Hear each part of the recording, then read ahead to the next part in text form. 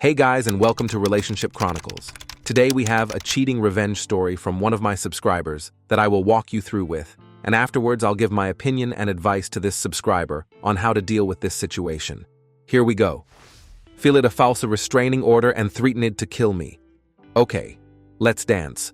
Cross-posting from proreving era fixed by recommendation of Reddit users blown obligatory mobile formatting error and first-time poster apologies. Also, apologies for any spelling or grammatical errors. Too lazy, didn't read it bottomcast, I don't shorten words, so it's self-explanatory to the reader. A few years ago, my now ex-wife filed a false restraining order against me. She was living with her boyfriend.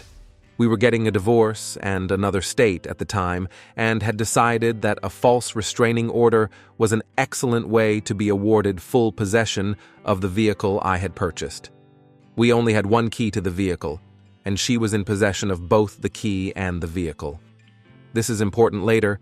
I was exceedingly upset that she had knowingly filed a false restraining order, and upon being served, I immediately submitted my appeal and request for a hearing. I contacted my company and had them print off all my Department of Transportation GPS logs, as well as company internal vehicle tracker data.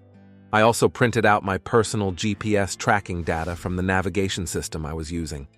So not only did I have federally accredited logs showing exactly where I was, or more importantly, was not. I also had two very detailed systems information showing my exact speed, cardinal direction, and other pertinent information recorded in 2 minutes and 30 seconds intervals. After I had compiled my entire body of evidence, I wrote a 3-page testimony to read to the court/judge to assist in explaining the entirety of the data, as well as present my side of the appeal. Almost 30 days passes, and I realized that, upon adjournment of the case and subsequent exiting of the courthouse, there is a chance I will be able to reach my vehicle before my ex does. With this in mind, I decided to contact the dealership from which I had purchased the vehicle and acquired a second key. As we had only received one key when we purchased the vehicle, I knew she would not expect me to even be capable of driving away in it. So fast forward a few days to the court date. I had driven across 2 states to attend this court judgment appeal, with all my paperwork, written testimony, and key to the vehicle. I arrive approximately 4 hours prior to the hearing time, and patiently wait for the magic moment to come. Bad news. It was extremely anticlimactic, as she was a no-show. The judge summarily ruled in my favor and the restraining order was dismissed.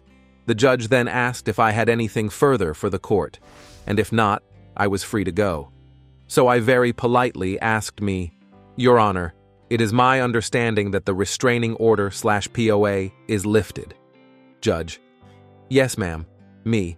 So am I, at this time, able to retrieve my vehicle?"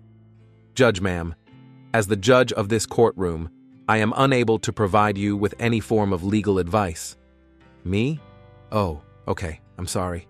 Judge: "However, if you find a seat in the back of my courtroom, my secretary, court recorder, I don't remember the term, will provide you with a signed order of dismissal for the restraining order/post. If you were to be questioned by law enforcement for a reason regarding property or contact, it is best to have this documentation on your person, as the cancellation of the order may not reach the police system until close of business today." The way in which the judge had worded her response was very clear in intent.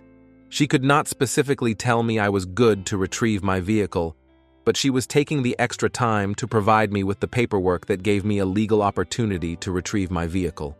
So I sat down, and after nearly 10 minutes, the court official that was designated with a task of typing and printing the paperwork got the judge's signature on it and brought it to me.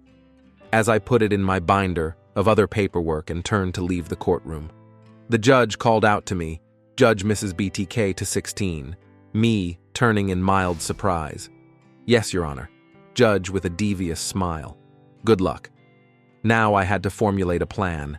See, as the ex-wife had not been present for the court proceedings. Before we continue, please like and subscribe if you enjoy the video. Neither was my vehicle. I have the address for her boyfriend/boyfriend's parents' house, as it was all over the initial restraining orders list of protected properties, and she had accidentally left a notebook with it written upon it when she first left to be with a guy. I decided to utilize Uber to go to the address and check if the vehicle was present at the address. Upon starting the Uber trip, I requested the Uber driver to wait for me at the address after dropping me off, giving her a quick summary of my circumstances and plan to ensure that I had a witness present for the intended retrieval of my vehicle. Quite simply, to ensure that no false allegations of fictitious activities during the recovery of said vehicle would have a metaphorical leg to stand upon in court. The lady Uber driver was sympathetic to my cause and agreed, even going so far as to give me her personal contact information in the event I required her for a future court appearance. Upon arrival at the address I had available, the vehicle was indeed present. The Uber lady waited until I had acquired the vehicle. I left the premises, and she followed me about 2 miles to witness I had left the property completely. And then she went on her way. Bless that lady, she was a saint. So I make it about a half hour away, and my phone rings. I answered it, and it was my ex-wife's boyfriend. And as you can imagine, he was not happy. He rambled off several vulgarities and other random insulting comments which I entirely brushed off. Then he made a very large and unintelligent mistake. He said, "If I ever see you again, here or anywhere, I will blow your head off." Now, I'm a veteran. I don't take very kindly on threats to my life. I was upset at him.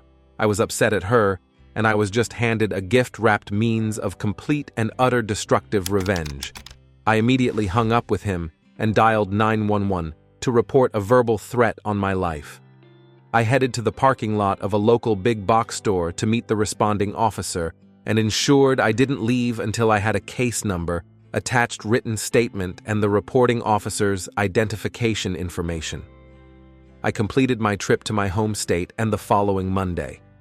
This was all on a Friday. I went to my local courthouse and filed for an emergency restraining order/BOW. The judge that was available to hear my case for an emergency order was, interestingly enough, the same judge handling the divorce.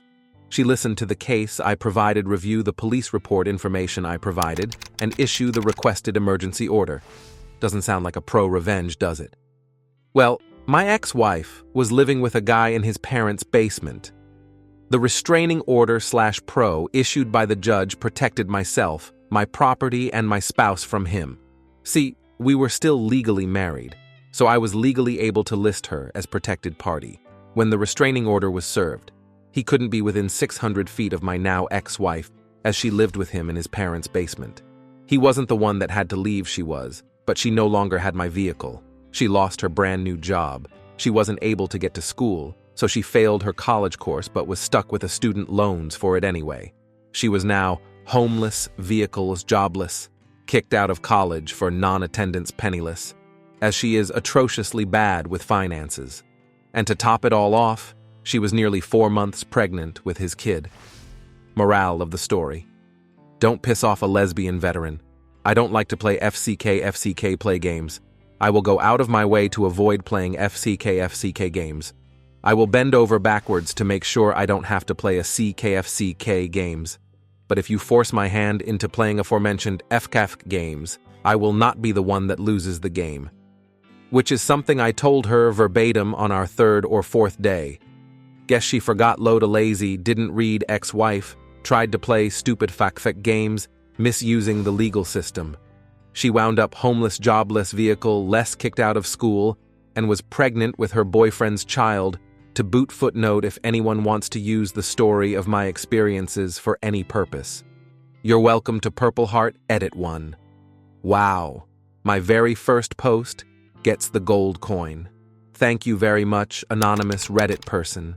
Smile Purple Heart Edit to thank you so much for the silver as well. You're all far too kind. Edit 3 for those individuals concerned about the excess pregnancy and child.